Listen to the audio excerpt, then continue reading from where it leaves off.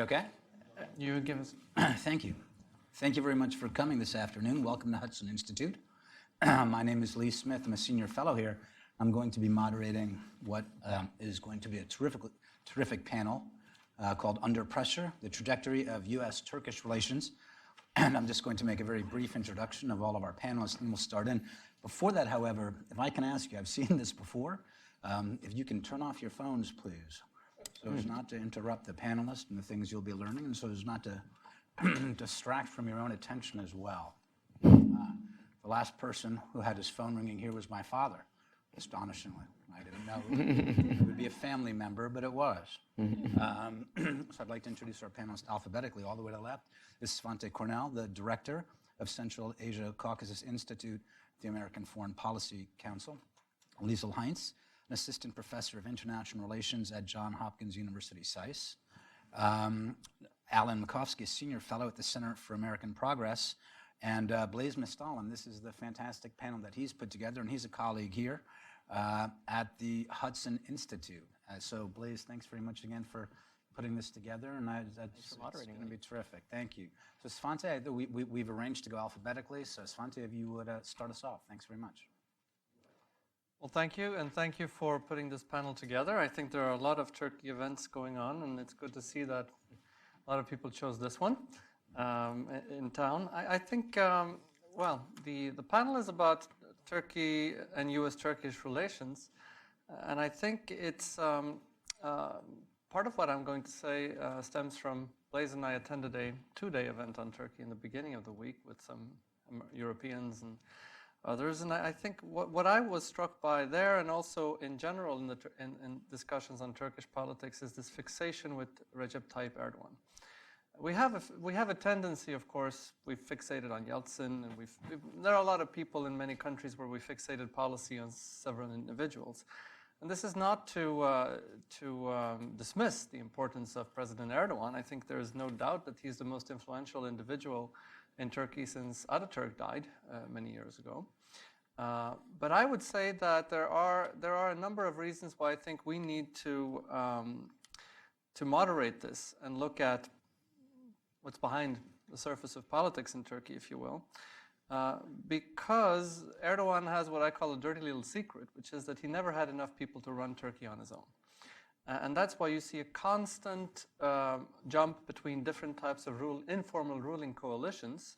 In the early days, when he had a very more liberal approach to his policies, he rested and very much utilized his relationship with support of the liberal intelligentsia in Turkey to carry his water here and in Europe. He had an alliance with the Kurdish, much of the Kurdish vote in Turkey, or Kurdish groups within his own party and in society. And he also, most importantly, within the state structure, depended on the Fethullah Gülen network to man, essentially, the state and take over the state institutions from the Kemalist establishment, if you will. Relations with all of these groups went sour, which is why eventually Erdogan lost an election in 2015, and he had to basically start a war to gain power back. And what we've seen since then is that even his Islamist core coalition has been splitting. Not only the Gülenists, which were a big part of the Islamist coalition, but the Saadet religious party went into opposition and allied with the CHP. Luminaries in his own party, like Abdullah Gül, Ahmet Davutoğlu, Mr. Babacan, are plotting, if you will, against him. There is even talk about a new political movement with as many as 30 defections from the AKP. We'll see if that materializes. We've been talking about these kind of things for many years. It never happens. But I think all of this goes to say that this is all very complicated, and Mr. Erdogan is really only able to win elections today because of an alliance with the Turkish nationalist groupings in politics and within the state. So he needs the nationalists to run the state, and he needs a nationalist vote to stay in power. And we've seen, since already 3 to 4 years now, a very strong nationalist lurch in foreign policy and especially security policy. And I would argue that it's not necessarily Erdogan, but other forces that determine very much of Turkish security policy. He goes along with it, but I don't think he's in the driver's seat. And I think we see increasing signs that even in the domestic politics now, there's a more assertive character of how the nationalists in Turkey behave. Now, I don't think that this means we can write Erdogan off. That's not what I'm saying. I'm just putting this out there as an antidote to the fixation of Erdogan that we hear everywhere. Because I think this also matters for U.S.-Turkey relations. Maybe we can come back to U.S.-Turkey relations later, but I think you have a situation in which Erdogan is in power in a coalition with people who really hate him. Which has been the case very often. But the way Bahçeli, the leader of the Nationalist Action Party, spoke about Erdogan a few years ago, he doesn't speak like that anymore, but everybody in the nationalist camp blames him for allowing the Gülenists to take over the state, blames him for the opening with the Kurds that they dislike so much, and so on. There's no love lost between these parts of the informal coalition that rules Turkey today, and I think for U.S. policy, it's important to follow this. And I don't feel I hope that's happening within closed doors, but I don't see in the open debate in the discussion of Turkey that there is enough attention to the intricacies of this ruling coalition, to the informal power balances in Turkey, because they matter. Really, the Islamists that Erdogan represents have very different interests than nationalist groupings that Bahçeli and others represent in terms of how you look at America. I think actually nationalists could be harder to deal with because they tend to be very assertive on certain issues. But they're not ideologically anti-American. They're anti-American on the basis of certain very concrete issues. The Gülen issue, the Syria issue, the Kurdish issue, on which they have very strong opinions. But you could theoretically iron out several of these issues and you could actually work with them. With the Islamists of Erdogan's type, it's the exact opposite. They might be easier to deal with on very concrete issues, like more willing to cede on some traditional issues on the Turkish nation, give more rights to Kurds and so on. But deep down, they are much more ideologically convinced anti-Americans than the nationalists. So you have to play the long and short game and decide how and whether it is possible to even utilize for the U.S. national security purposes these very open divisions that exist within the ruling coalition in Turkey. Let me stop there. I'm sure we can come back to many of these other issues. That's terrific, Svante. Thank you very much. I mean, we certainly want to come back to U.S.-Turkey relations. And I think that's very important. It ties into the first thing that you said when you're saying we might be making too much of Erdogan. I mean, there will be at some point a post-Erdogan phase as well. He will die someday if he's at the very least. So yes, to come back to U.S.-Turkish relations, that's very important. Thanks. Lisel, if you would follow up, please. Sure. Thank you so much. Thank you to Blaise for organizing and Lee for moderating, and actually thank you, Svante, for setting this up, because I do think it's for setting my comments up, I should say, because I do think it is quite important to focus on actors other than Erdogan, and not just those within his ruling party, those within the opposition, those like Ekrem İmamoğlu, who stunned everyone by receiving the votes that he did in Istanbul, and frankly, I would say also by the way that he sort of insisted upon remaining in the spotlight on the night of the elections, such that ballot box observers didn't leave the ballot boxes and the media had to keep talking about it, and there was no immediate concession, as we saw with Muharrem İnce. So I think a lot of credit to what's going on right now in the rerun in Istanbul and the galvanization of the opposition goes to Ekrem İmamoğlu. So I appreciate you having us turn the focus to other actors. I, however, am going to turn it back a little bit to fixate on Erdogan. For a couple of reasons. I think it's absolutely clear that he has not gotten where he is now without the support of these coalitions, without the MHP, without the Kurds, without Gülen, and so forth. I'm a comparativist political scientist, and so I'm interested in regime types. And we often get made fun of because we have things like illiberal democracies and competitive authoritarianism and all of these seemingly oxymoronic terms that we use. But we actually use them very, very specifically because they mean different things. There are some regimes that curb the freedom of the press but allow minority rights. There are other regimes that do the opposite, right? So we're really interested in parsing out the ways in which democracy, as we understand it by specific standards, is measured. And in the past, I think those coalitions were incredibly important. I think they are still important, but I think that their importance is decreasing to a certain extent. That may sound odd to say, because I think if there was a winner in these recent mayoral elections, I think the MHP really showed that it is carrying the AKP to a certain extent. However, I really want to focus our attention, and this is, I think, we've both talked about domestic politics, but I think specifically with Turkey, it's incredibly important to understand the connection between domestic politics and foreign policy, specifically when it comes to the U.S., because anti-Americanism is such an incredibly important tool of mobilization with the MHP, with the AKP, with some of these other parties as well. And I should state, anti-Americanism is not unique to the AKP. It doesn't have a monopoly on that. It goes back to the Turkish left. It goes back to a lot of other sources as well. But in the sense that Erdogan can use this anti-Americanism in his domestic politics, we need to understand the domestic politics. If we look at the way in which the regime in Turkey has been changing since 2014, there are a lot of inflection points. We can say the 2010 constitutional referendum. We can say the Gezi Park protests in 2013. I would say we have to look at this kind of under-examined elections in 2014, where we started to see election irregularities that we had not seen in Turkey on this scale for a very long time, since, I would say, since the 1950 transition to multi-party democracy. And increasingly, in the 2014 elections, in the 2015 elections, what happens? They don't accept the results. There's some stalling, refuse to form a coalition, restart the war with the PKK, amp up the nationalist rhetoric, switch to the MHP coalition. So again, that coalition was important in that point. And rerun the elections, and what do you get? You get a parliamentary majority, right? Along with electoral violence against primarily Kurdish parties, but other parties as well. So if you look at that, if you look at the 2017 referendum, I would categorize that a little bit in terms of the co-optation of the Supreme Electoral Council, which at that time accepted ballots that hadn't had the official stamp on them, to the 2018 elections and so forth. So all of those details, what do they tell us? They tell us a story of an increasingly consolidated personalistic authoritarian regime. We're no longer talking about competitive authoritarianism. It's a personalistic authoritarian regime whereby, so in competitive authoritarianism, you can have curbing of freedom of speech, of freedom of the press, minority rights, and so forth. But there's still an uncertainty as to who's going to win, right? That's generally what we consider a competitive authoritarian regime.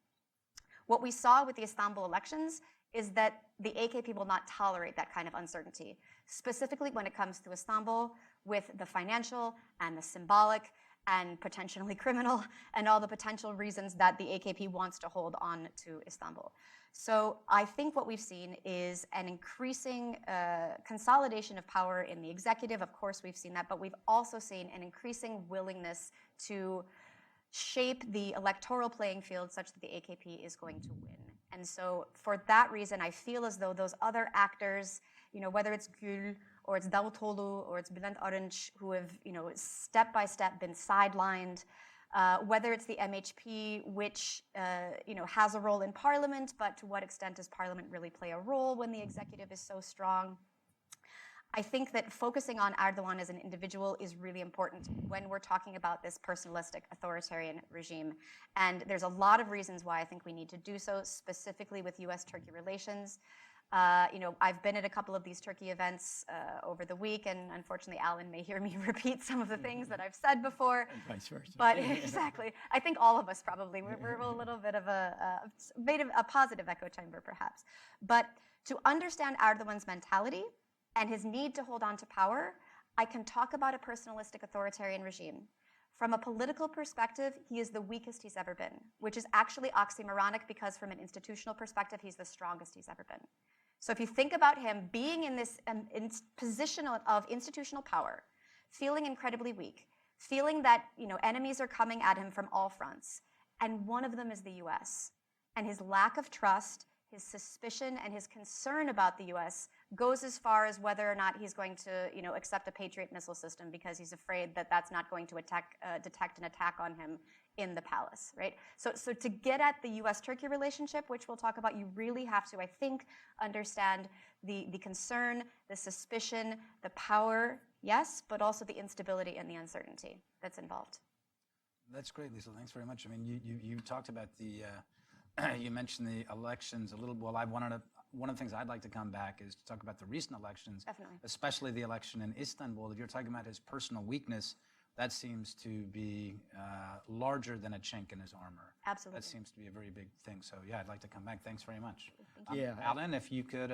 Yeah, maybe I'll follow even on. build on that a little Okay, bit. great. You know, I think that's, I think those were great comments by both Svante and Lisel. And yes, I think we've seen Erdogan's political support dissipating for some time now, actually. So I think people, those of us who follow Turkey really closely, were not so shocked by what happened on March 31st. The only issue was, Lisel referred to, how fair the elections would be. Look, starting in 2015, when for the first time in several elections, AK Party lost its parliamentary majority in the first election in 2015, Erdogan was the lead campaigner. And he emphasized a lot the presidential system.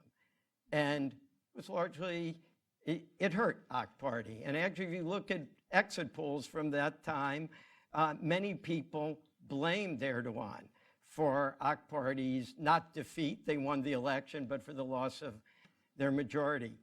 In the next round, November, Erdogan was largely quiescent, uncharacteristically. Davutoglu really led the charge, and they won. So I think that's been, you know, I think that's a blunder he's made. One blunder he made, I think the new system he set up hasn't operated exactly like he wanted. Because yes, he's increased presidential power, but again, he's operating now without a parliamentary majority. And the parliament, contrary to what most people say, is not insignificant if the president doesn't control a majority. So it makes him more, it's among the reasons he's more reliable on MHP. And I think his big blunder in this election, and I actually heard a CHP member say yesterday at one of the countless meetings on Turkey this week, said, I thank President Erdogan for forming his coalition for the election for MHP, with MHP. He said, because that forced us to form a coalition. And so they formed their coalition with another nationalist party, the EE party, which broke away from MHP, and very cleverly built on it by developing an additional informal coalition with the Kurdish party and with a small religious party, which is to the right of Erdogan. It's kind of an odd couple grouping. I'm not sure how sustainable it would be at a national level, but it worked effectively at the local level, and it was a response to Erdogan's coalition. So I think that was another blunder he made. By the way, had he not done that, AKP probably would have won in Istanbul and Ankara. Traditionally, I mean, AKP never won 50% in Istanbul. It was always first past the post, and they would win the most in Istanbul. And of the same, by forming these coalitions, he essentially turned it into a two-party race. So it was a huge blunder on his part. I think the man has largely lost his Midas touch. Now, I think the biggest problem ahead for Turkey right now is in this very new system that they've put in place. Okay, Turkey has had, I think it's at least 6 elections in the last 5 years. It's a lot of elections. There's election fatigue in Turkey. But in some ways, Turkey needs an election now more than ever because its economy is reeling. I could hit the statistics for you. 14% unemployment, youth unemployment is 25%. The lira falling, but Erdogan's popularity is going down. I mean, you see this in the approval ratings. You saw it in the vote, in the election. The zeitgeist, I mean, is kind of, you can almost feel a tide turning. against him now, even though he remains the most popular leader. And so, you know, in a normal parliamentary system, you probably have new elections pretty soon. You know, in the last time there was a non-AK party government in Turkey, that coalition, it was a coalition government. Because of an economic crisis, it only lasted 2.5 years and went to new elections. Well, you basically cannot do that under the new system. This is, you know, maybe a little more detail than you want to know about the new system, but I do hear some people say, oh, well, Turkey will probably have new elections soon. Well, perhaps they will, but it's very, very difficult, near impossible, to go to new elections under this system until 2023, when the next, in November 2023, when the next ones are scheduled. Why? Because there's only 2 ways to call early elections under the new system. The president can snap his fingers and call new elections. He has that right under this new executive system. Or you can get, or you need 60% of parliament. Now, keep in mind, every election now under this odd new system requires that presidential and parliamentary elections be held simultaneously. You can't have separate elections. Another odd rule, if there are new elections, the president's term ends. He only gets 2 terms. Under certain circumstances, he can get 3. So he has no incentive to ever call new elections. Okay, could Parliament, you get 60% of Parliament? Well, to prevent that from happening, you only need to control 40% plus 1 of Parliament. So basically, to get parliaments to go to new elections, you would not only need every non-AKP party to vote for new elections, you would need a defection of 55 AKP parliamentarians. I don't know. Look, some people say if former President Gül and former Foreign Minister Babacan, some of the other AK party renegades form a new party, that there will be some defections from the AK party parliamentary group, but I really doubt it. He's been weeding out his parliamentary caucus for several successive elections. It's hard for me to believe there are that many disloyal parliamentarians among his ranks. So I think, I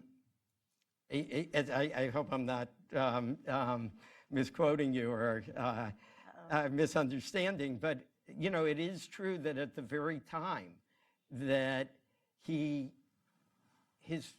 personality and in many ways his political touch, that his popularity, and his political touch seemed to be on the decline, his institutional power is locked in and the system is locked in. And to be honest, what worries me is that it's a formula for extra legal action. And I hope that doesn't happen, but mob action or other things we can think about. But I think Turkey is facing a very difficult situation now. I don't know. I did want to say a couple of words on U.S. Turkish relations, but maybe I'm out of time. Let's swing back around later. Sorry, that is an issue that I want to, probably we'll go to that right after the Blaise, but I just want to say it's a very interesting point you make about that. Here's a sort of famously talented retail politician, and somehow he's losing his Midas touch. So he's lost it. That's something I want to come back to as well, and tie that into elections as well. Blaise, if you could, if you would follow on. Thank you. Sure. Thanks so much, Lee. Thank you. Maybe I'll say a word about U.S.-Turkey relations to preempt All right. Alan. No, this is good. Then we'll cycle into this. If only because I learned so much of what I know about Turkey from Alan, so if I don't say it first, I won't have anything to say.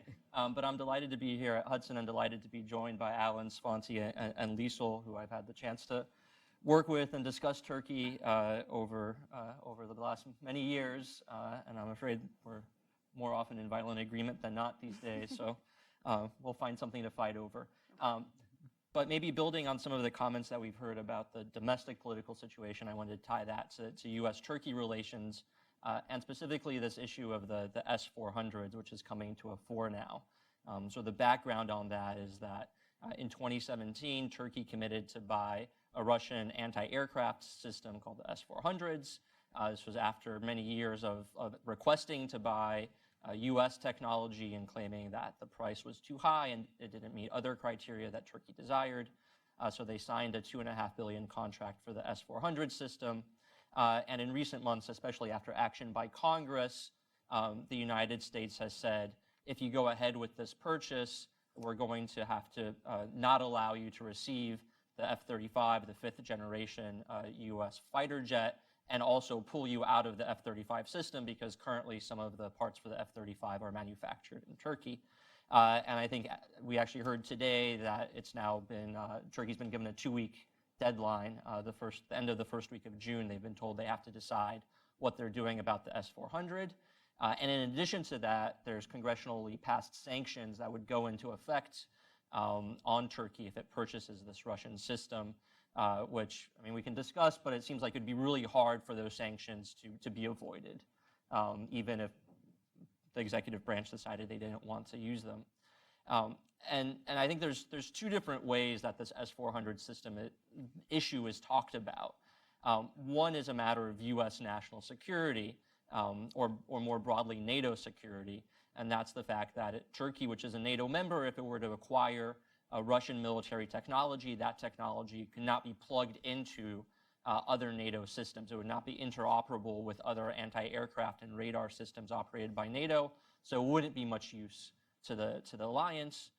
But even worse, if Turkey were to have the F-35, which is designed to evade Russian radars, and a Russian radar system, by using the two in conjunction with one another, the fear is that the Russian radar system would learn how to identify the F-35, and that information and data would get back to the Russians and severely weaken the military advantage that the U.S. has invested billions of dollars in terms of building the F-35. So there's a national security issue for the United States. It is just bad for U.S. national security for Turkey to have an S-400 and an F-35. But I think there's also this issue of trying to affect Turkish foreign policy and Erdogan's decision-making, where the issue is not just whether Turkey buys the S-400, but what is Turkey's relationship with America's competitors and adversaries. And this is in the context of Erdogan being not only closer to Putin, but also Assad, Iran, potentially China as well, and this turn that Turkey seems to be making away from the U.S., away from NATO, away from the Western alliance. And you know, will these sanctions, will this tough talk help convince Erdogan that this is not the path he wants to go on? And I think it's really important to separate those two out, because I'm not entirely sure that that's the way that Turkey sees this. And in fact, I think part of the problem is that Turkey sees the issue as being all about this latter camp. We're just trying to negotiate with them to moderate their relationships with other countries. And I think that's partly because we have for too long focused maybe on Erdogan, and as Lisel and I have written, sort of treated it as a transactional relationship. We've said, you know, we don't really see eye to eye on a range of issues from Syria to Iran to Russia, but maybe we can negotiate, maybe we can find a way to accommodate each other on certain issues. And I think this is the way that they see the S-400 issue ultimately. They don't understand that this is about U.S. national security. And they also think, and I think this is the way to tie this to domestic politics, is you know, that we see it as a way to pressure Erdogan, that we think that we're threatening him by trying to put sanctions on Turkey, that we think we're trying to weaken him by saying, oh, you can't have the F-35, maybe we're going to kick you out of the NATO alliance. But for him, that is actually a politically winning strategy. And to pick up on something that Svante said, I think the really important thing about Svante's comments is recognizing just how lonely Erdogan is, how he doesn't come from any sort of natural constituency in Turkey, or a very limited one, which is why he's had to partner with all these coalition partners in order to govern and to remain in power. But the one thing that he has going for him, as Lisel alluded to, is anti-Americanism. And that's something that was present in Turkey before his time, and it's something that he has captured and built on, and I think even made much worse. And I just wanted to quote a couple different surveys to make this point. Last year, CAP, Alan's organization, did a great survey. They asked Turks about their views of favorability about different nations and groups. Russia, 28% of Turks have a favorable opinion of Russia. 24% favorable opinion of NATO. 16% favorable opinion of Jews. 10% favorable opinion of the United States of America. Similarly, question about should their government do more to confront the United States? 46% of Turks said Turkey should do more to confront the U.S. Only 37% said they should remain in alliance with the United States. There's more. Pew shows that more Turks feel threatened by U.S. power and influence than Russians do. 72% of Turks compared to 32% of Russians. The anti-Americanism is pretty stark, and this idea that kicking Turkey out of NATO is some sort of stick that we wield over them to get them to change their behavior politically, I think just doesn't understand the political realities on the ground. And as Lisel and Alan alluded to, in order to win elections, Erdogan has always resulted to some sort of enemy to rally people around him. In the 2015 elections, it was restarting the war with the PKK and the Kurds. And I think with the Istanbul re-election coming up, it very well might be the case that the United States is the enemy that he has to rally us around, especially if the timing of this F-35 decision and U.S. sanctions in early June coincides with the Istanbul rerun in late June. Blaise, that was great. Thanks. I want to ask one question, one very basic question, which you raised with the different numbers, and it also comes back to a bit what Svante was saying before about U.S. Turkish relations. How important is this relationship? What you're describing with those numbers is, this is, frankly, I've long seen it as well. The issue is not just AKP. There's another issue there. So what does the Turkish-U.S. relationship look like now? And what does it look like, I don't know, post-Erdogan, or even 5 years down the line, 10 years down the line? So if I can start with you, and then Sure. we'll go around I think with this the point that Svante was alluding to, and is a very important one, is that if we focus just on Erdogan, then we risk losing the relationship long term, partly because he is using his, I want to say relationships, but the way he interacts with the United States is a tool that he's using to both drive greater anti-Americanism and maintain power. And I think the one fear that I would have is of the entire big ideological project that Erdogan has, and I think we can debate what that is and what he's trying to accomplish. But the one thing that resonates, and the one place in which he's succeeding in transforming Turkish society, partly because he's pushing on an open door, is driving anti-Americanism deeper and deeper into the Turkish consciousness. And so if we don't look more broadly at partners that we can work with in Turkey, if we are just focused on Erdogan, we're not working with civil society, with opposition groups, and we're not also speaking to the concerns that those groups have, we risk losing Turkey for not just the period of time that Erdogan's in office, but potentially a generation beyond that. And so I think really the question for us should be, there's one question of what do we need to do for U.S. national security purposes, but there's another question of not just what can we demand of Turkey, what can we demand of Erdogan, but what can we offer that 51% and growing part of Turkey that doesn't want Erdogan, but might not sort of just sign on the dotted line for we want to be part of NATO and we think America is great. Is this relationship more important than NATO? Svante, if I can... Well, I mean, I think there are several things. One is that although Erdogan and the Turkish leadership have these visions of Turkish grandeur, and Turkey as a great power, way beyond a regional power, actually becoming a global power, there is still this very strongly entrenched view that nothing happens in the world unless it's decided in Washington. That thinking, this very often conspiratorial thinking, is very deeply ingrained in the mindset, I think, of Erdogan and the people around him, which the United States hasn't really used. It's only been the negative elements of that belief that's been driving policy, but not you could turn that into something positive, which the U.S. has failed to do. So I think for Turkey, and you could see this at several occasions when Turkey has been in trouble, that the only security relationship that they actually have is the NATO relationship multilaterally and the bilateral one with the United States. Now, that being said, I think there are two important things which I don't think are sufficiently understood from the U.S. side. Now, we know that a lot of the Turkish grievances are frivolous, colored by conspiracy theory, but there are two matters that are very real and that the United States has not taken seriously. One obviously has to do with Syria. Everybody in this room knows what I'm talking about, which is that the United States acknowledges that the PKK is a terrorist organization. Everybody agrees that the Syrian Kurdish groups are under PKK influence, command, call it whatever you want. And I think we have to understand that this is the same as if Turkey, a few years after 9/11, was providing weapons and training to a subsidiary of Al-Qaeda. And, well, with Nusra, yeah, sure. But this comes out, this is not by itself, but it comes on top of the midwifing of a Kurdish state, essentially in northern Iraq in the 1990s. And look at this, by 1999, with US help, Turkey had brought a temporary end to the PKK insurgency and apprehended Öcalan. It was largely thanks to the US and Israel. In 2003, after the US invasion of Iraq, the war starts again. Who do they blame? They blame the United States.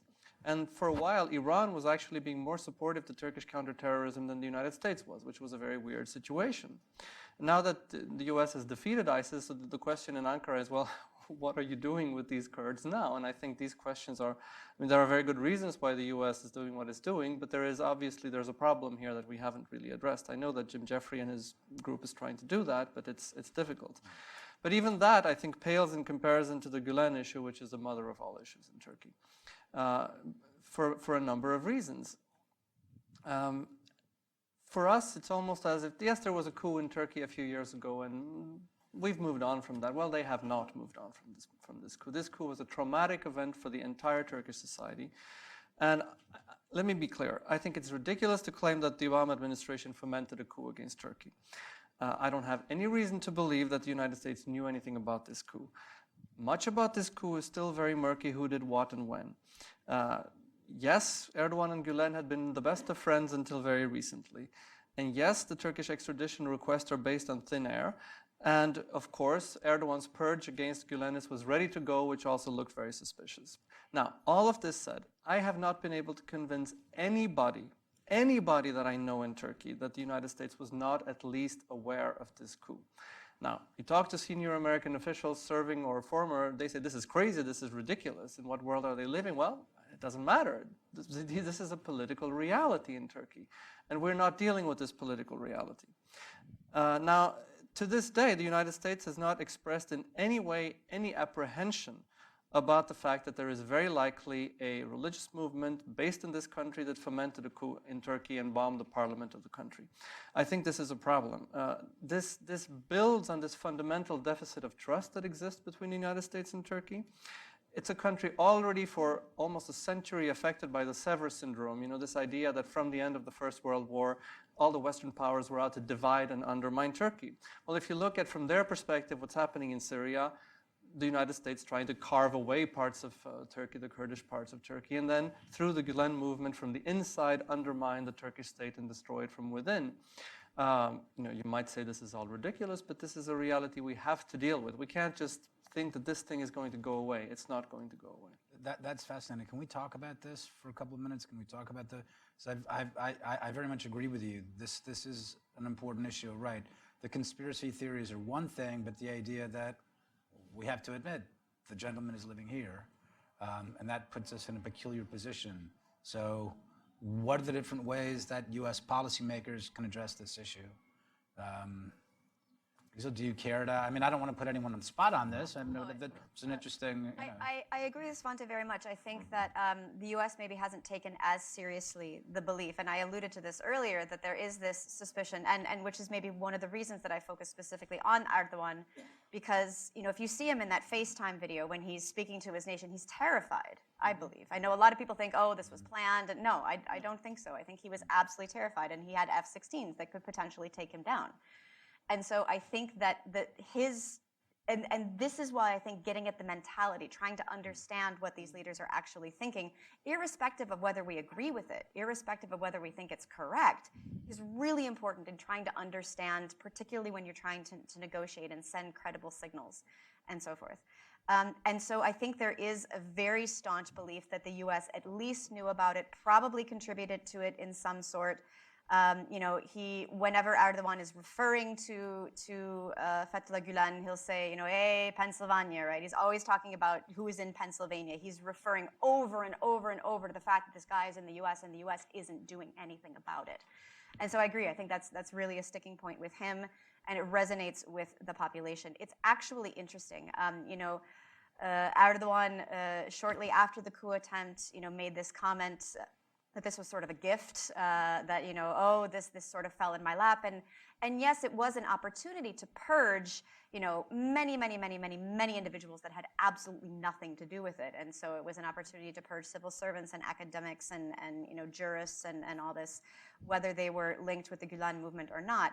But it was also an opportunity, and some will say that the CHP made a misstep here, which was kind of to bring the country together in this national unity sort of a project. And if there's one thing that kind of unites a lot of disparate elements in Turkey, it's their animosity against the Gulen movement. So I think that worked quite a lot in his favor. But I certainly agree that it's a sticking point with the U.S.-Turkey relationship. I mean, I don't know if it makes sense to prioritize, maybe if you're trying to see if you can move on one issue. I think that the YPG is a much more that feels much more like a betrayal, I think, to Turkey, because for the U.S. deliberately to not be calling a group that is so closely ideologically, personnel, weapons transfer, all that linked to the PKK, for strategic reasons or tactical reasons, not call it a terrorist group. I think Turkey sees that as a betrayal. Do we still have that problem as much the last 2 years of the first 2 years of the Trump administration as we did during the last several years of the Obama administration? Do you see the Trump administration addressing this more, or it's the same? It's the same. I would say if there's any issue, I was going to say if there's any issue that I think the Trump administration mishandled in terms of dealing with Turkey, it was the Syria issue and the YPG issue, because it was the left hand not knowing what the right hand is doing, and it's Trump saying we're going to pull out all of our troops, and then it's we're committing funds for border security patrol. It was a lot of mixed messaging, and not having an ambassador in Turkey is also a huge problem when you can't have that official channel of trusted diplomacy. So I think, arming the YPG was an Obama administration sort of a idea, and it was one that was implemented throughout the Trump administration. But I think that there was way too much miscommunication in terms of what the U.S. is doing. There was some discussion of, we're temporarily giving them arms. We're going to track those arms. We're going to take those arms back so that they won't be, floating towards your border and so forth. But yeah, I just think it was a lot of miscommunication. I would also say there was a bit of miscommunication or disagreement between, say, DoD, state, and the executive on Gulen and this was back during the Khashoggi incident when Trump, I believe, had asked for Gulen's green card file, potentially thinking, maybe we might open up discussions about, and that just contravenes all kinds of aspects of rule of law. And so, I think it was the executive thinking in one direction and other branches of the U.S. government thinking in another. So it's not surprising that Turkey's a bit confused, I think. Alan, were you going to, Yeah, can I jump in on that? Look, I agree with most of what was said about the coup, but I don't see that we have mishandled the fact that Fethullah Gulen is living here. He's here. He's here as a permanent resident on a legal basis. And we offered the Turks, and indeed the Turks presented all kinds of evidence, which was supposed to be the basis of extradition. The Department of Justice, by Turks' own admission, spent hours and hours with them going over this material. It was not convincing to the Department of Justice that we could bring a case. Now, extradition cases are complicated anyway, but the first step has to be that the Department of Justice brings a case in which the court would rule that the man is extraditable. And so far, Turkish evidence, I mean, I don't see I'm going to assume there's no conspiracy inside the Obama or Trump Departments of Justice regarding this issue. I think they honestly looked at the material, and the man isn't extraditable, at least based on what Turkey has presented over several years now. So I'm not sure exactly how else we can handle it. I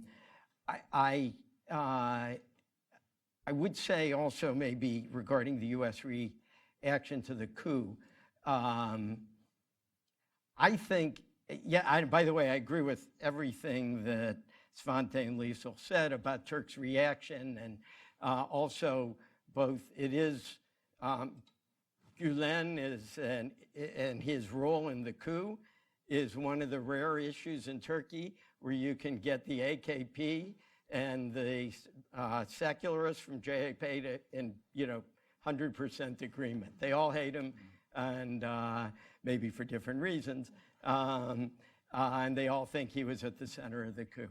But I think the big mistake on the part of the U.S. regarding the coup was that it took so long for us to react. And I think that's what's fueled so much conspiracy thinking in Turkey. And the Turkish ambassador here loves to point out that when John Kerry was first told there was a coup going on, he was coming out of a meeting. He was just hit with the information. He made a very anodyne statement, which could almost be interpreted to suggest that he wanted stability between the sides, as if the parties were equal. It took us 4 hours to say something, to really to criticize the coupists. And I'm sure it was the best of intentions on the part of our guys. It was a Friday afternoon. Maybe a lot of people had gone home already. But I think if this had been going on in Berlin or London or Paris, it wouldn't have taken us 4 hours to react. I don't think there was a conspiracy, but I just think it was a real foreign policy blunder. And actually, it took us several more days before we actually used the word condemn. So I was going to ask Blaise, yeah. So what are the different ways, which is what you're leading to, I think. So what are the different ways to, what needs to be patched up if things can be patched up? I don't think, of course, that we can settle issues over conspiracy theory with Ankara or with any country for that matter. But the real legitimate concerns, which I think that we've outlined very clearly here, what are the different ways that we can talk to our NATO partners about? How do we do this? How do we move forward? Why haven't we done it more yet? Well, I think one of the reasons that we've just put our finger on is just the lack of trust. And as with the Gulen example and the coup example, the situation is such as it is, and I don't think there's any way that is really fixable. Right? I don't think we should extradite Gulen in contravention of our rule of law without very solid evidence, which hasn't been prevented. We can't go back in time and change our reaction to the coup. Even if we were to, and I think this is part of the rub, for example, try to share with Turkey whatever intelligence we have about the coup, whatever intercepts we might have, the nature of conspiracy theories, and distrust is such that they're going to say, you cherry pick this, of course there's more, you're hiding stuff. And one of the things that was interesting to hear actually at the other conference that we were at was, respected Turkish intellectual and professor saying, I know that the Russians knew about the coup beforehand. I don't know if that's true or not, but once that's out there, right, then the perception is the U.S. must have known as well. And in any case, the Russians haven't done anything to lower the Turkish suspicions, right? So I think really the question is not necessarily how do we fix any given past disagreements, but how do we build trust going forward? And I find it very hard to believe that we can do that so long as Erdogan is in power. I think both the animosity and the scars of the past are just too deep, which is why I would go back to what Svante was alluding to, is that we really need to be thinking beyond Erdogan, both within Turkish politics and society, and sort of into the future as well. So are we in a holding pattern right now? And I did want to come back to, I'm just thinking about the Istanbul election and the Ankara election as well, but are we in a holding pattern right now if we're waiting for a post-Erdogan moment, or what do we do? I think what I would say is that what we need first and foremost is clarity in our policy, both with regards to Turkey and all the other issues that we're engaged in with Turkey. To go back to what Lisel was saying about Syria and the YPG, it might not actually help Turkey's view of us and our policy, but we should at least be as clear to them as we can as to what we're doing and why we're doing it.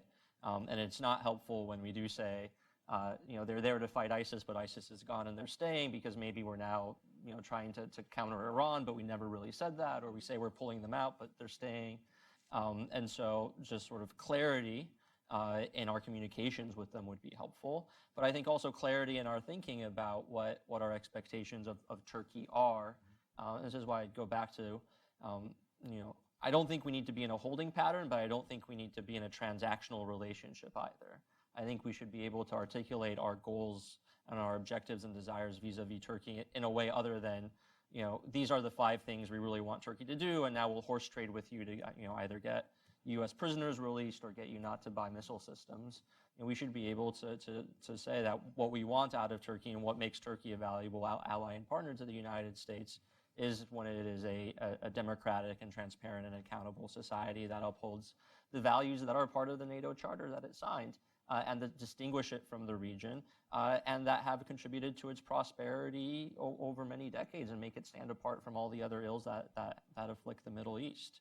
And finding ways to talk about those things in ways that relate directly to the lives of the people in Turkey. So, rather than just saying we don't want you to buy the S-400 from Russia and we don't want you to align with Russia, maybe find ways to talk about how having a personalized autocrat in office who is also corrupt, and all the corruption ties that go on with Russia, and how that detracts from the public goods of Turkey and what people get to enjoy there. But finding ways to talk about what we desire from Turkey that resonate with the people of Turkey, rather than just having this one-to-one relationship. But one of the things that I think is really difficult about that, and is almost a catch-22, and this goes back to this point about kind of establishing relationship with other actors, is that any kind of, there's a lot of NGOs in DC that want to promote democracy in Turkey, right? And there's all kinds of ways that you can go about doing that. And that feeds in so perfectly with his narrative about foreign intervention that was, just molded so specifically in the Gezi Park protests that, this is an interest lobby, it was an Armenian lobby, it's George Soros, it's all of these things. And so any attempt that the U.S. makes, also EU, but more so specifically the U.S., that they try to make to establish those connections with any kind of opposition actors, feeds perfectly into his narrative that this is the U.S. trying to unseat me. Because there's no conception of opposition as something that's legitimate. If you are an opposition member, you're a terrorist. This is what the last election came down to. And it was also part of the 2017 referendum. I remember there was who's voting yes on the referendum, the poster, right? And it's it's Erdogan and Bahçeli, and I think it's a Syrian child looking really cute. And then, who's voting no? And it's Gülen, and it's Kılıçdaroğlu, and it's al-Baghdadi, right? So if you are voting in the opposition, you're essentially part of ISIS. And we saw this over and over. And to get to the point about the recent elections, one of the things that Süleyman Soylu kept saying over and over is, if any of these candidates have any connections to terrorists, and my goodness, what a wide paintbrush has been used to, designate terrorists, then I won't appoint them into their positions. And so this use of the word terrorism and this delegitimization of any kind of opposition is, of course, difficult for domestic politics. And my goodness, has the opposition been resilient against that, despite all of that. But it also hinders any kind of external efforts to try to support those kinds of movements, because it just makes us look like we are coupists or terrorists or something within that broad realm. Anyway, as an operational matter, I don't think we're going to see the Trump administration emphasizing human rights. We can put that on the side for a while. Yeah. If I can just come back to the elections again, because I am very interested in this. So what does it mean? What does it mean that, does it mean, I'll ask you this in a second too, Alan, does it mean that Erdogan has lost his Midas touch, the AKP is in trouble? Sure. Yes, sorry, I wasn't sure if I should start that way. No, follow up with Alan's second thing. So as one of the ways to measure how leaders are responding to perceived dips in their support is to see what measures are taken ahead of elections. And I often get criticized because in the run-up to elections, I'll say, oh, these elections are going to be neither free nor fair. And people will say, how on earth can you say that? They haven't even opened yet.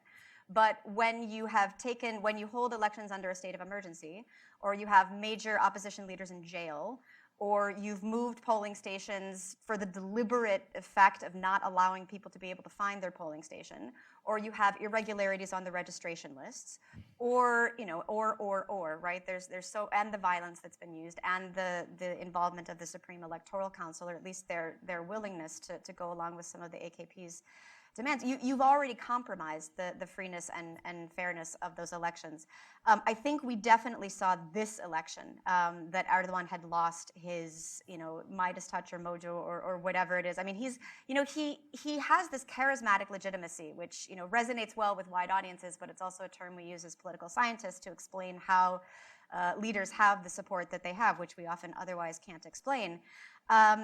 But one of the things that I thought was absolutely fascinating in the run-up to this election was watching all of these, the people go out on the streets and they're interviewing the people and people who were willing to speak, like the headscarf teses, right? The elderly women who are conservative, they wear the headscarf, the aunties, right?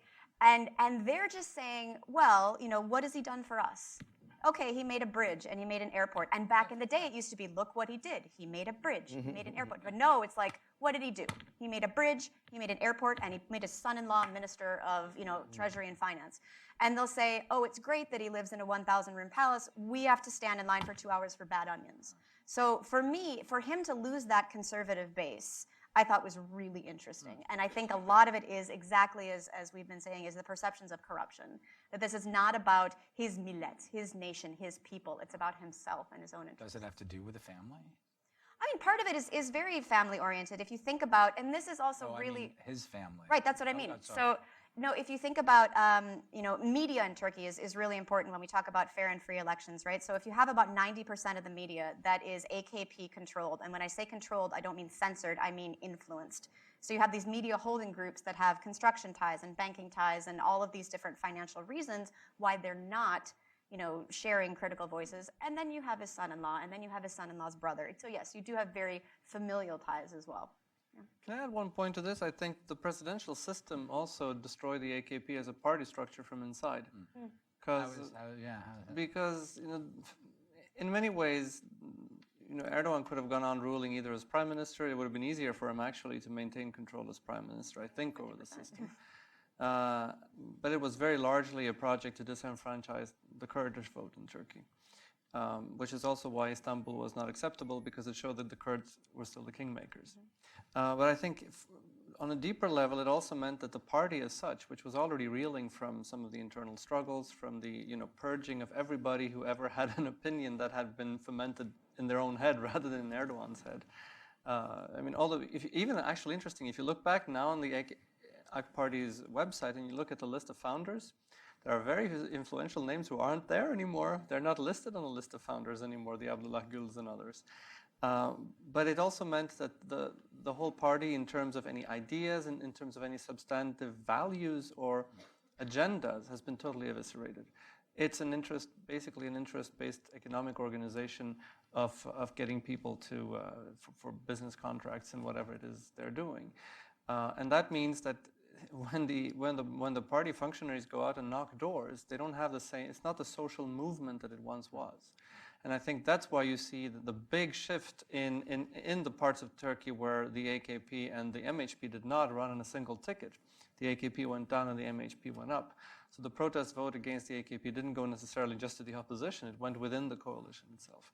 And I think that's becoming it's turning out to be a real problem, because if you're still basing your popular legitimacy on elections, And you can't win elections anymore because the party apparatus, if you will, is not able to deliver elections anymore. Well, what are you going to do? You'll have to find another way to remain in power. Alan, were you going to say something about the elections? I mean, I did want to come back to you about. Sure. I mean, I could. It doesn't have to be about the elections, but I do want to talk about. I want to open up for questions in a minute or so. But before that, I want to get a sense of. I agree actually with all those points that were just made. I think it is clear AKP has lost its vision. I mean, it really has not projected a fresh vision for a number of years now. Now, maybe to be fair to the guy, he's been in power effectively since 2002, formally since 2003. That's a pretty long run. And very few politicians can continue to project a vision, over such a long period of time. And yes, he could have been prime minister for life if he had stuck with the old system. I think it was one of the reasons going to the new system was a big blunder for him. But I think one thing that's struck me about the decision to go to a new election in Istanbul, which I think really was his decision, it was a chance, in a way, to resuscitate his image, I think, with a wider spectrum of the electorate. The paper, as Lisel and others have mentioned, I mean, the previous two elections had been a bit under a cloud of suspicion, particularly the referendum, which was very close. And in fact, there's a basis to claim that it probably actually lost. A lot of ballots that were supposed to be illegal were counted. Possibly enough to have turned the vote.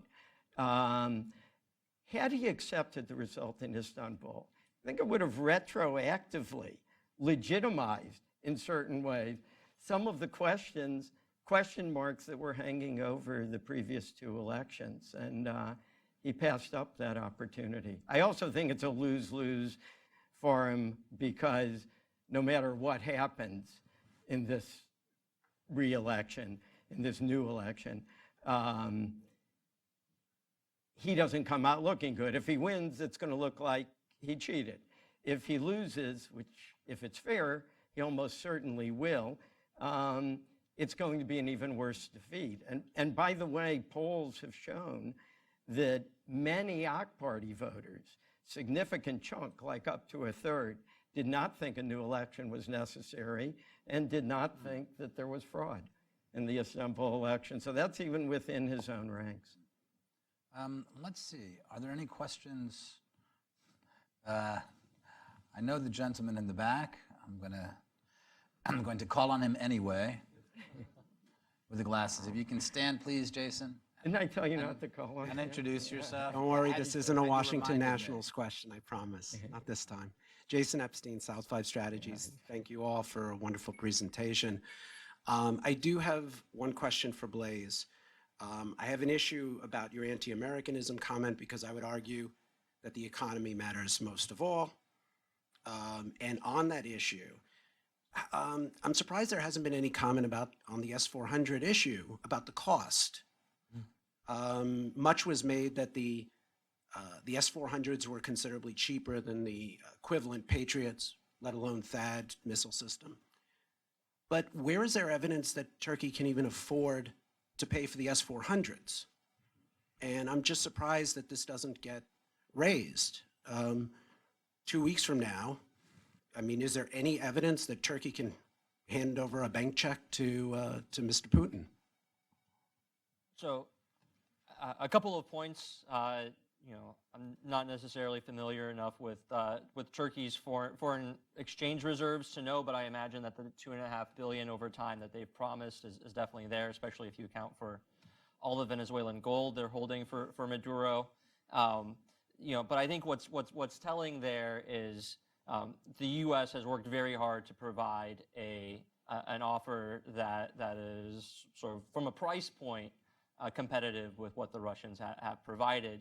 And in fact, if you go back, you know, the U.S. was willing to sell Patriots to Turkey in 2009 when this issue first arose, and the State Department cleared it, and the sale was going to go through, at which point the Turks actually decided to say, we're going to go ahead and buy from the Chinese, because that was like $1 billion, which was just a sort of a negotiating tactic, I guess, to get the price down, which has succeeded, right? I mean, the price has come down, and we're now trying to offer it to them basically for what they'd be paying for the S-400s. So I'm not sure that for Turkish voters, at least, the like, where's this money coming from to pay for this is that big of an issue. Does the economy matter? Probably. And I think, you know, for a long time, various of us have been saying, you know, the Turkish economy has to crash. This is unsustainable. It's a house of cards. It's built on a foundation of shaky debt, and it's all going to collapse. And sort of that's when Erdogan goes. But the economy has been softening for a while. You know, maybe some of that is reflected in the results of the local election. But here's why it's actually really bad that the bad economy is coinciding, potentially driven by U.S. sanctions and coinciding with the showdown over the S-400s. Because if it is actually something that voters care about, then Erdogan can say, well, it's not my mismanagement or corruption that has screwed up the economy. It's these sanctions that those damn Americans put on us. And it gives him an out on the economic issue and rallies the base around a foreign enemy. And so even if the economy matters more, the anti-Americanism is sort of a pressure release valve for him on that. Yeah. It's cheaper. There's a gentleman up front here. Hold on, wait to the microphone, and if you would introduce yourself. Thank you. Thank you very much for a very interesting discussion. Michael Kurtzig, who worked on Turkey for many years. I have a couple of questions. And one is, in that survey that you talked about the United States, lack of popularity, why were Jews mentioned? Is that a substitute for anti-Israelis? Because Erdogan is well known as an anti-Semite, anti-Israeli, even to the point he allowed the translation into Turkish of Mein Kampf and published that, number one. And then number two, in the good old days, when I worked on Turkey, we had a coup in 1950, 60, 70, 81. Where's the military in this? Has he totally emasculated the military? Have they lost their power completely? Thank you for a very interesting discussion. Thank you. So thanks. So I'll actually defer to Alan and maybe Max in the back, since that there was a Center for American Progress survey, so I'll ask them why they designed the question the way they did.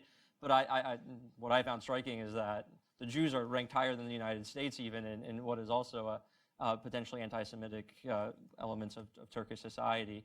On the military, I mean, certainly, and Svante and Alan, Lisel can jump in on this, certainly what the military was prior to the coup has been devastated. I mean, the officer corps has been decimated. Elements of the military, particularly sort of pilots and other parts of it, are gone, which I think is both a blow to Turkish military strength, especially when they talk about, you know, potential further invasions of Syria, but is also a blow to U.S.-Turkish relations, because much of that officer corps was educated in the United States through IMET and other military training programs. And so it gives him a chance to do several things, both to create a new military in his own image, people that are personally loyal to him, but also change perhaps the character and outlook of the military, which is why we hear a lot about this new sort of Eurasianist faction that is gaining prominence in the military. I don't know if Would you like to answer that? Yeah, so look, as far as I remember, we worked with a Turkish polling group on this, but the point was just to get Turks' reaction to various others. And there was nothing, I don't know, in case that's what you're asking, there was nothing anti-Semitic, I can assure you, in the construction of the question. Regarding the military, I just would add, you know, the night of the coup, when it was clear it had failed, Erdogan called it a gift from God. And what he meant by that was that it was an opportunity for him to, at last, get a full grip on the military. And immediately, what he did was put the military education system under the civilian part of the government, both at the military lycée, the high school, and the academies. Until then, the military had really been its own guild. And they educated their own and they promoted their own, and the civilians didn't have much to say about it. So certainly he's got a stronger grip on it now. What it actually is today, personally, I feel we have to be a little modest in trying to assess what it is, because before the coup, you couldn't find, I don't think, a handful of people in the entire Turkey-watching world who thought that Gülenists were running the military. The judiciary and the police. Yeah, yes, the judiciary, not the police, and even the educational ministry, education ministry. Not the, which is why I think a lot of people had a hard time swallowing that thesis. Could I just add one quick thing on the economy and the S-400? I wish this point would be made more often. When there was an incorrect report in the German media that Turkey was going to suspend the S-400 deal, the lira strengthened in Turkey. The Turkish government then denied it a few hours later, and the lira fell. It's a real pocketbook issue for the Turkish public, and I wish they could be made more aware of that. Investors don't want to see this deal go through. If I could make a super quick comment on the military, it's I think that absolutely the coup attempt was a gift from God, as he put it, and that was an opportunity to purge, and also to reconfigure, as you say, the education system of the military and streamline it, to have control of that. But it's also been part of the AKP strategy to weaken sort of what I call institutional obstacles to the strengthening of its own position, as well as the spread of its own understanding of Turkish identity. And so if you look at, so this is the subject of my whole first book, so I'm kind of obsessed with it. But the way in which the EU reforms were used, the great majority of them from 2002 to 2005 are civil military reforms. Part of it is also judiciary, and it fits with democratization criteria. Of course you want to reduce the role of the military, of course you want to reconfigure the judiciary, and so forth. But it was done with the AKP having learned from the experiences of other parties that had come in the National Outlook movement tradition that had been closed down or kicked out of power subsequently. So the targeting of the military, the AKP had kind of done from the outside through EU accession criteria, but now was given the opportunity to do from the inside. This gentleman right here has a question. You can hold on, we'll get you the microphone, and if you can identify yourself, please, sir. Thank you. Bill Veal, retired Foreign Service. I have a question for Svante Cornell.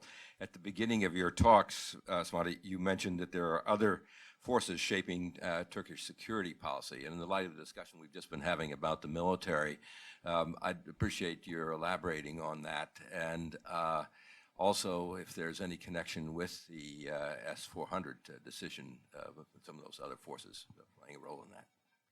Thank you. Well, I think it does actually fit right into the question on the military, because if you look at the composition of the military, I think I agree with Alan. We have to be very modest because the Turkish military has always been a black box. We only really talk to retired military officers if we ever do, and they don't really represent the military. That said, you can make a very simple mathematical calculation. If we assume now in hindsight that there was a considerable Gülenist infiltration at much higher ranks than we assumed, they're gone. And by the way, I think one reason why the purges didn't happen before the coup is because they needed something to smoke out who it really was within the military who was a Gülenist, because they didn't know either. Now that gets into the very murky stuff of what really happened. But it was clear that there was some kind of game in the shadows being played between Erdogan and the Gülenists before the coup happened. Probably they expected something small and something much bigger happened that they were not prepared for. That's my personal, hunch, but I can't really prove that, of course. Now, my real point is, if the Gülenists are gone from the military, well, that's a vacuum, and nature abhors a vacuum, therefore there's somebody else there. And who are they? Well, they are different types of, they're not primarily other types of Islamists, because Erdogan may be able to get young lieutenants through the new military schools and whatever. It's going to take a very long time before that reaches the higher echelons. Really, by the method of exclusion, you end up with the old-fashioned Turkish nationalists, also because most of the pro-Western, pro-American people had been either they were affiliated with the Gulenists or they were thrown out because they were pro-American and therefore thought to be Gulenists. So you've had a purge of people who were associated with the United States because United States and Gulen becomes the same thing in the eyes of the people who are purging. I might be exaggerating slightly, but I don't think by very far. Which leaves, we already know that back in, it's a long time now, the Secretary of the Turkish Security Council talked about, making an alignment with China, Russia, Iran. You have the so-called Eurasianist groups within the military. They come in very different shades. I think they disagree on a lot of things, but I think that's where the center of gravity within the military has shifted. And these are also the people who are, I think, increasingly determining security policy, which is why you've had this, the change of policy from 2015 on the Kurdish issue and on Syria. I'm sorry, I just saw this lady over here, please, if you could identify. Thank you so much. Thank you. Sina Mohammed, U.S. representative of Syrian Democratic Council. I would like just to ask a question here. You know that Turkey always saying we have zero problems, and now they are moving to thousands of problems. And especially when involving in Syria situation, especially after the occupation of Afrin last year in March 18th. So do you think they can overcome all these problems? And how could it come? With the help, maybe, and with the Erdogan changing the policy or changing his policy towards the Kurdish people, solving the problem in the Kurdish people, either in Turkey or, all this related to each other, because you have mentioned many times about the relation of the Kurdish issue with the accusing the Kurdish people in the north of Syria being affiliated or related to PKK. So this is what I want to have the answer. Thank you so much. Who would like to, Svante, would you like to, or? Well, I can Open start. it, all of you, we can all have Sure. a, yeah. I think Erdogan is, if it was just up to him, at some point, he turned on a dime before on the Kurdish issue, he might be able to turn on a dime again. I wouldn't put that past him. But I think the conditions in Turkey are not such that that's going to happen. I don't see any realistic possibility that he will either be willing or taking the risk of flipping on the Kurdish issue, because that would ruin the coalition he is in right now. Now, that coalition might break up, at which point, if he's still there, he could alter some of his policies in an attempt to find a new coalition. But now we're really talking about speculating way out there. But basically, I don't think anything's going to happen on that front. I agree. Sorry. Oh, no, I was No, going you to go- disagree. So if you want to agree, then I can disagree with both. That's good. okay, You all right. agree, and then you'll disagree. Okay, And then Blaise, if you would disagree synthesize. with you. You can synthesize, it, okay. yeah, thank you. Right. Yeah, I agree that there's very little prospect of him moving on the Kurdish issue. I think the distrust on both sides is so deep.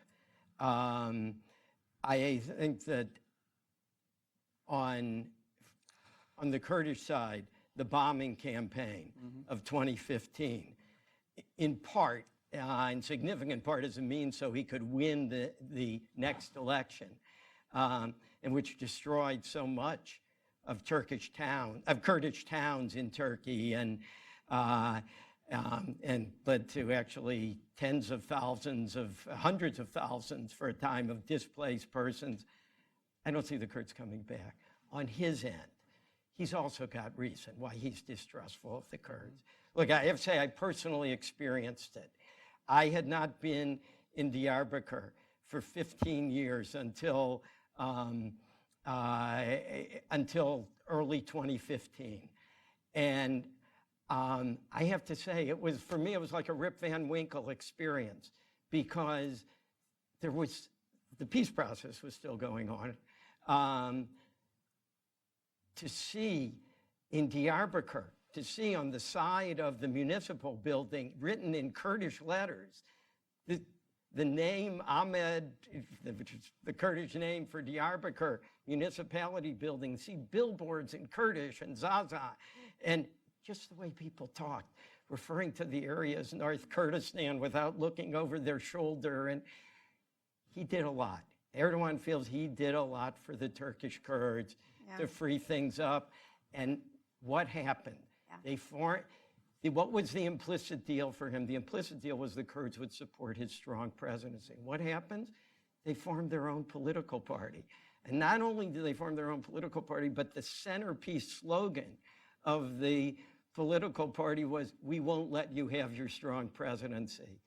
He looks at the Turkish Kurds as ingrates. I don't see this thing being repaired. That's my view. Shoot, now it turns out I'm actually agreeing. I thought I was disagreeing because you'd said maybe he could turn on a dime, and if there's an issue that I don't think he can turn on a dime in, I think it's the Kurdish issue. But then again, that perspective comes from seeing the kind of resentment and vengeance, and you look at his perspective on Assad, you look at Gulen, you look at people that he's partnered with, and how he feels betrayed by them. And I think that's a very deep-seated resentment. And that's why I think, if we're studying foreign policy and leaders, I think emotions are actually a really important component of that. And often we think of states as black boxes, and we don't look at the inner workings. But for Erdogan specifically, and so Alan, I think, made the point much more eloquently than I could. He was counting on the Kurds. No, astaghfirullah. So he was counting on the Kurds for his presidency project. The Kurds, on their part, felt betrayed because of Kobani. They felt that, you haven't closed the border to ISIS fighters. You're not letting us go support Kobani. How dare you not have our backs when we have your back? And we're getting criticized because we're not in Gezi the way we want to be because we're, in this peace process with you. So, and then, he loses his parliamentary majority for the first time. So the Kurds become a political threat. And it's so frustrating to me. And I think it's worth kind of viewing it this way, because I study identity politics, and before the AKP, there was an identity red line to outreaches to the Kurds, because any kind of political recognition of Kurdish identity was anathema. That's dangerous. It's separatist. We're afraid of that. The AKP's understanding of Turkish identity is based on a pious Sunni Muslim understanding and sort of patriarchal relations and all that kind of stuff. So there was no red line against Kurdishness. You could be Laz, you could be Circassian, they don't care, right? And so there was this opportunity to open up. And then for him to have perceived this as betrayal, it took away that opportunity for resolution of this conflict that has been going on for so long. And I don't think he has the ability to make those outreaches, and I certainly agree with Alan that they would not be well received. I think an example of that is the very recent allowing Abdullah Öcalan to speak with his lawyers, right? I don't think a single Kurd is going to buy that. I think some people are saying, oh yes, this will bring the Kurds to the AKP fold and they will vote for them. They've seen that movie before. Alan, I'm sorry, you wanted to say something you said about that? I was just wanted to say one thing on the YPG. It came up earlier, and this is maybe slightly different. I agree with what Svante said at the beginning, that the U.S. should have anticipated that by working with the YPG, they were creating a very neuralgic issue with Turkey. For legal reasons. Can I ask you, why do you think that the Obama administration did not understand that? Well, I'm not sure I want to say how I think we got into the relationship with the YPG. And I think Turkey should acknowledge a little bit of responsibility here, too. And that's the point. That goes back to Assad, yeah. Yeah, that's the point I really want to make.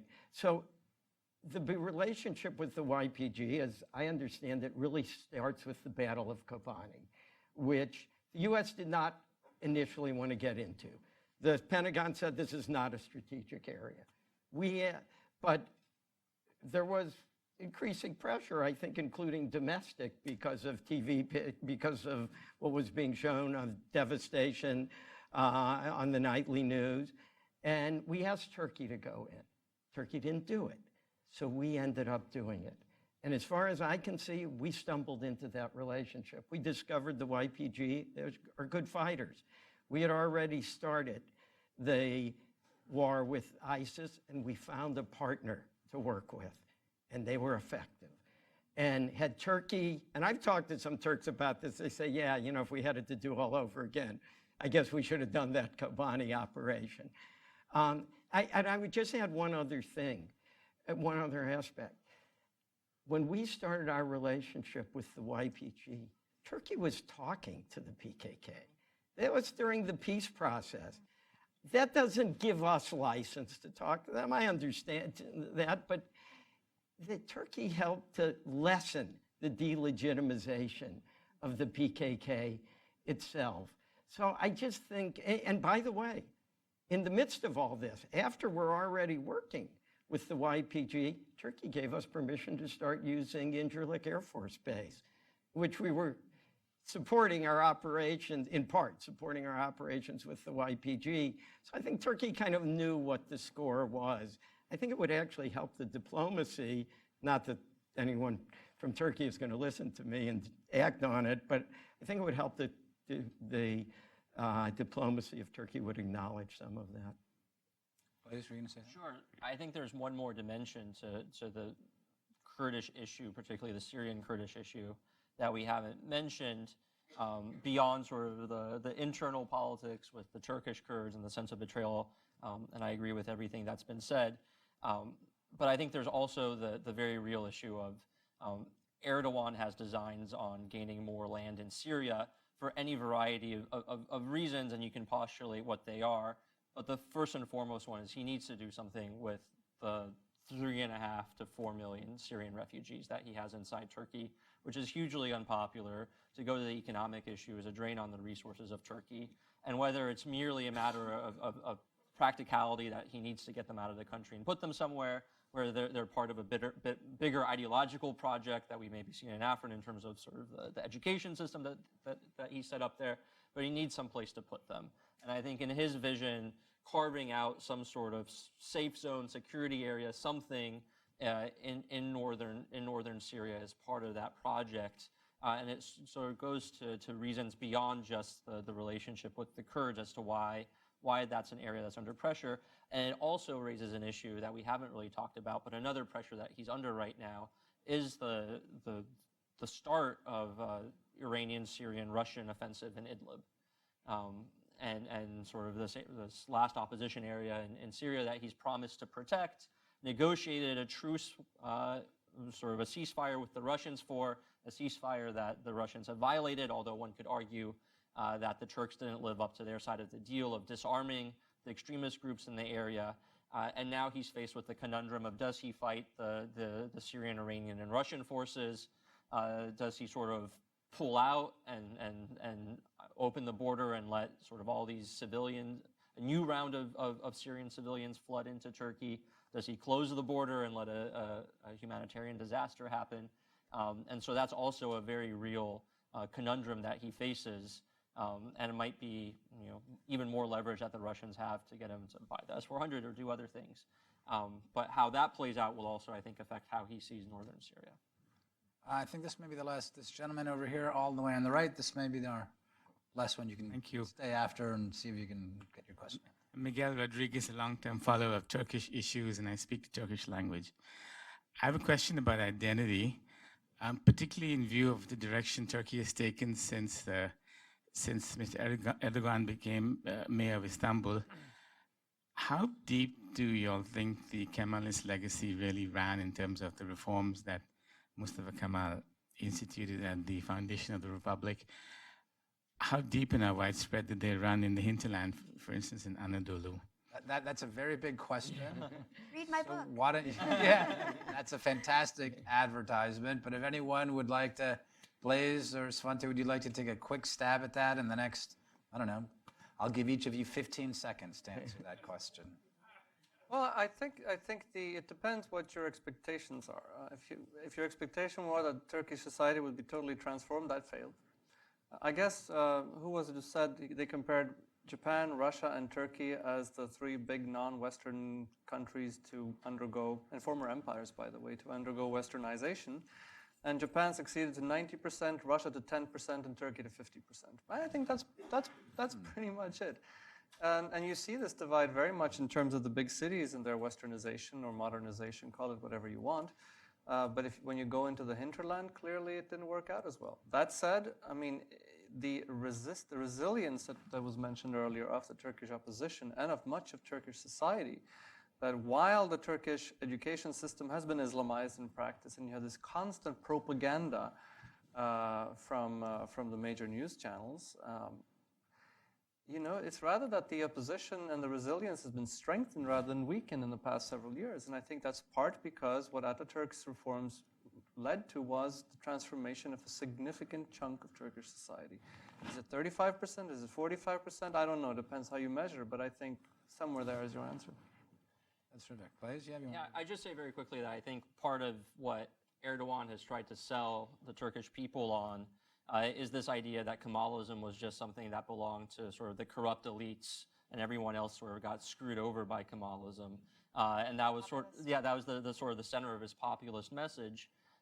But if you look at, you know, what the margins that the AKP won by in 2002, they got 35% of the vote. They continue to have, you know, no more than 49% of popular support. And that's with, as Svante said in his very opening remark, a sort of a cascading array of partners that they've had to rely on. So I think the idea that there is a majority of Turks that somehow, you know, sort of vote in opposition to the Kemalist system is not quite right. Does that mean that all 51% or 50% of the opposition is Kemalist? Does that mean that Kemalism is going to make a resurgence in Turkey? Probably not. But I think the narrative that Erdogan has tried to sell, that he represents sort of the people who are left behind, is not quite right either. Thank you. I want to thank the panelists, Lisel, Blaise, for arranging the entire thing. Alan, Svante, I want to thank you for coming this afternoon, and thanks very much to Hudson Institute. Thank you again. Thank you.